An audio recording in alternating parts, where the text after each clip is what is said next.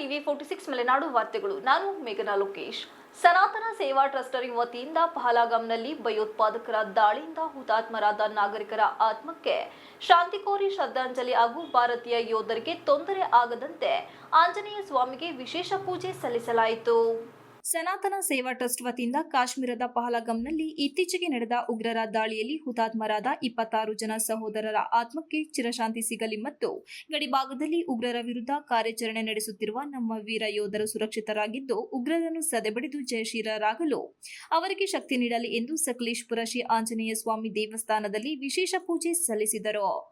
ನಂತರ ದೇವಸ್ಥಾನ ಮುಂಭಾಗದ ರಸ್ತೆಯಲ್ಲಿ ಭಯೋತ್ಪಾದಕರ ದಾಳಿಯಲ್ಲಿ ಹುತಾತ್ಮರಾದ ನಾಗರಿಕರಿಗೆ 1 ನಿಮಿಷ ಮೌನಾಚರಣೆ ಮಾಡಲಾಯಿತು. ನಾವು ಈ ಬಹುಶಃ ನಮ್ಮ ಈ ಪ್ರತಿಭಟನೆಯಲ್ಲಿ ಶಕ್ತಿ ಸಾಲದೇನೋ ಇನ್ನೂ ಹೆಚ್ಚಿನ ಶಕ್ತಿ ತಗೊಂಡು ನಾವು ಯುದ್ಧ ಮಾಡೋದಕ್ಕೆ ಮತ್ತು ಸಶಸ್ತ್ರವಾಗಿ ಯುದ್ಧ ಮಾಡಬೇಕೇನೋ ಅವ್ರಿಗೆ ಸಣ್ಣ ಬುದ್ಧಿ ಅರ್ಥ ಆಗೋದಿಲ್ಲ. ಶಿವಾಜಿ ಮಹಾರಾಜರ ಕಾಲದಲ್ಲಿ ನಾವು ಓದಿದ್ದೀವಿ, ಅವರು ಯಾವೊಂದೇ ಕ್ಷಣ ವೇಸ್ಟ್ ಮಾಡ್ತಿರ್ಲಿಲ್ಲ.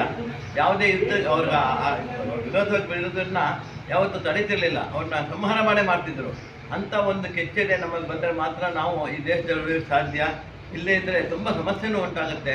ಈ ಎಲ್ಲ ಕಷ್ಟಗಳನ್ನು ಆ ಪರಮಾತ್ಮ ಆಂಜನೇಯ ಸ್ವಾಮಿ ಪರಿಹರಿಸಿ ನಮ್ಮೆಲ್ಲರಿಗೂ ಶಕ್ತಿ ಸಾಮರ್ಥ್ಯ ಕೊಟ್ಟು ಈ ದೇಶ ಕಾಪಾಡೋಕ್ಕೆ ಅವಕಾಶ ಮಾಡಿಕೊಡ್ಲಿ ಅಂತ ನಮ್ಮೆಲ್ಲರಲ್ಲಿ ಕೇಳ್ಕೊಳ್ತೇವೆ. ಎಲ್ಲ ಧೈರ್ಯವಾಗಿ ನುಗ್ಗಿ ಆ ರಾಕ್ಷಸರನ್ನ ಹೊಡೆದು ಉರುಳಿಸಿ ಯಾವ ರೀತಿ ಭೈರವ ಏನು ರಾಕ್ಷಸರನ್ನ ರುದ್ರತಾಂಡವ ಮಾಡಿ ಅವರನ್ನು ಸಂಹಾರ ಮಾಡಿದ್ನೋ ಆ ರೀತಿಯಲ್ಲಿ ಇಲ್ಲಿರ್ತಕ್ಕಂಥ ಭಯೋತ್ಪಾದಕರು ಅಂತಕ್ಕಂಥ ರಾಕ್ಷಸರನ್ನು ನಮ್ಮ ಸೈನಿಕರು ಸಂಹಾರ ಮಾಡಲಿ, ಎಲ್ಲ ಥರದಲ್ಲೂ ಅವರಿಗೆ ಒಳ್ಳೆಯದಾಗಲಿ ಅಂತ ಹೇಳಿ ಶಕ್ತಿ ನೀಡಲಿ.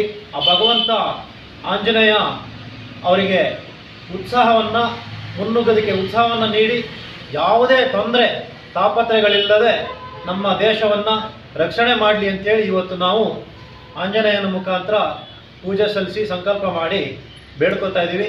ನಮ್ಮ ಸನಾತನ ಸೇವಾ ಟ್ರಸ್ಟ್ ವತಿಯಿಂದ ಈಗ ಇಲ್ಲಿ ಬಂದಿರತಕ್ಕಂಥ ನಮ್ಮ ಈ ಕಾರ್ಯಕ್ರಮಕ್ಕೆ ನಮ್ಮ ಮಾತೃ ಸಂಸ್ಥೆಯಾದ ರಾಷ್ಟ್ರೀಯ ಸ್ವಯಂ ಸೇವಕ ಸಂಘ ಪಕ್ಷದ ಒಂದು ವ್ಯಕ್ತಿನ ಕೇಳಿದರು, ನೀವು ಹಿಂದೂಗಳೇ ಆಗಿದ್ದೀರಿ, ಹಾಗಾಗಿ ನಮ್ಮಲ್ಲಿ ಹಿಂದೂಗಳೇ ಆಗಿದ್ದೀವಿ.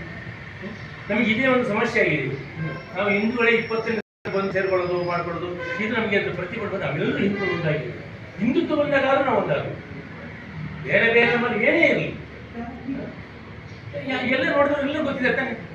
ಈ ಸಂದರ್ಭದಲ್ಲಿ ಸನಾತನ ಸೇವಾ ಟ್ರಸ್ಟ್ನ ಅಧ್ಯಕ್ಷರು, ಪದಾಧಿಕಾರಿಗಳು, ಸದಸ್ಯರು, ರಾಷ್ಟ್ರೀಯ ಸ್ವಯಂ ಸೇವಕ ಸಂಘದ ತಾಲೂಕು ಮುಖ್ಯಸ್ಥರು, ವಿಶ್ವ ಹಿಂದೂ ಪರಿಷತ್ ಹಾಗೂ ಬಜರಂಗ ದಳದ ಜಿಲ್ಲಾ ಮತ್ತು ತಾಲೂಕು ಪದಾಧಿಕಾರಿಗಳು, ಕೃಷಿಕ ಸಮಾಜದ ಅಧ್ಯಕ್ಷರು, ಪದಾಧಿಕಾರಿಗಳು, ಮೂಲ ನಿವಾಸಿ ವೇದಿಕೆ ಪದಾಧಿಕಾರಿಗಳು, ಬಿಜೆಪಿ ಪಕ್ಷದ ಮುಖಂಡರು, ಕಾರ್ಯಕರ್ತರು ಉಪಸ್ಥಿತರಿದ್ದರು. MB Umesh, TV 46 Malenadu news, Sakleshpur.